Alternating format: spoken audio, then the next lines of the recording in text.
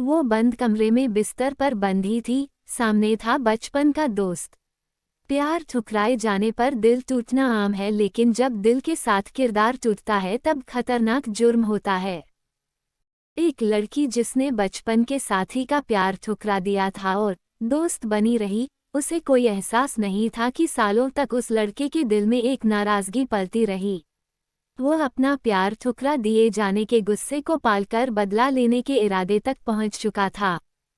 महाराष्ट्र के औरंगाबाद से आई यह कहानी बचपन की दोस्ती से शुरू होती है। चरण और निशा साथ बड़े हो रहे थे, साथ पढ़ रहे थे। बचपन बीता और नौजवानी आई तो दोनों के बीच रिश्ते में बदलाव की आहट भी आई। चरण ने एक दिन निशा से प्यार का इजहार कर दिया।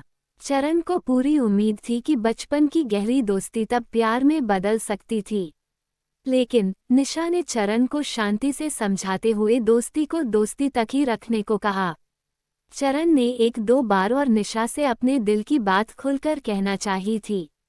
निशा ने हर बार उसकी बात को तवज्जो न देते हुए अपना फैसला सुना दिया, लेकिन दोनों के बीच कोई लड़ाई या रिश्ता खराब होने जैसी नौबत नहीं आई। निशा के कहने पर आखिरकार चरण मान गया और दोनों पहले की तरह दोस्ती बरकरार रखने पर राजी हो गए। तो अब चले फ्रेंड, मुझे घर तो छोड़ दे। उस शाम निशा को घर ड्रॉप करने के बाद चरण ने शराब पी और फिर अपना गम गलत करने के बाद उसने मन ही मन कसम खा ली कि एक न एक दिन वह निशा को हासिल करके रहेगा। फिर निशा और चरण की मुलाकातें पहले की तरह होती रहीं और निशा को कभी महसूस नहीं हुआ कि चरण के दिल में उसके लिए क्या जज्बात पनप चुके थे।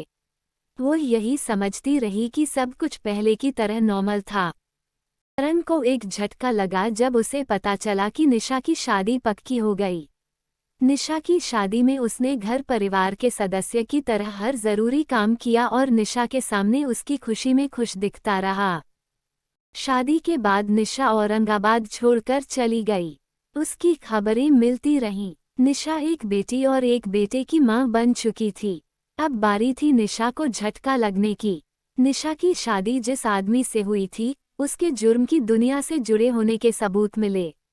साल 2015 में पुलिस ने उसे मकोका एक्ट में गिरफ्तार कर जेल भेज दिया।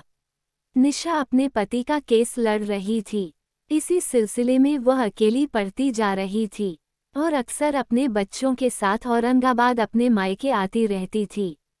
ये सारी खबरें चरण को मिल रही थीं। चरण को लगने लगा था कि बदला लेने का वक्त आ चुका था। निशा बीते नवंबर जब अपने पति के केस के सिलसिले में औरंगाबाद पहुंची तो चरण ने उससे मुलाकात की और उसकी मदद करने की पेशकश की। निशा ने दोस्ती के नाते बता भी दिया। खुलताबाद के रहने वाले चरण ने 12 नवंबर की शाम कोर्ट जा रही निशा को डागर रोड के पास एक अस्पताल के सामने से निशा को लिफ्ट देने की पेशकश की। निशा के पास तमाम फाइलें थीं और उसका छोटा सा बच्चा भी। निशा ने चरण की इस पेशकश को मंजूर कर लिया क्योंकि वह बेहद थकान भी महसूस कर रही थी। चरण ने थकान देखी तो निशा और उसके बच्चे को पानी की बोतल दी। फिर दोनों को अपनी गाड़ी से लिफ्ट दी। थोड़ी देर बाद जब निशा की आंख खुली तो उसने देखा कि वो एक कमरे में एक बिस्तर पर बंधी हुई पड़ी थी और उसका बच्चा भी कुछ दूर बंधा हुआ था। आंख खुलते ही निशा को समझ आ गया था कि बेहोशी की दवा पिलाकर यहाँ लाया गया था। अब वह बेहद डर चुकी थी और छूटने की कोशिश कर रही थी। तभी चरण उस कमरे में दाखिल हुआ तो निशा चीख पड़ी। चरण ने दरवाज़ा बंद करते हुए उसे जवाब दिया, निशा तू पागल है क्या? चरण क्या कर रहा है ये? छोड़ दे, हमें जाने दे। चरण पागल हूँ मैं, सालों से तेरे लिए पागल हूँ, लेकिन तुझे न तो मेरा प्यार दिखा और न पागलपन। अब दिखाता हूँ तुझे सब कुछ। निशा देख चरण प्लीज ये सब मत कर, मेरे 2 बच्चे हैं, शादीशुदा हूँ मैं, मुझे छोड़ दे। देख वो बबलू देख रहा है, छोड़ दे प्लीज।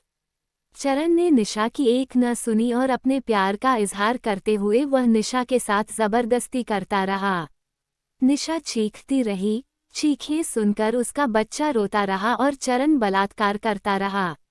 बलात्कार के बाद रोते हुए बच्चे और निशा दोनों को चरण ने बुरी तरह पीटा भी।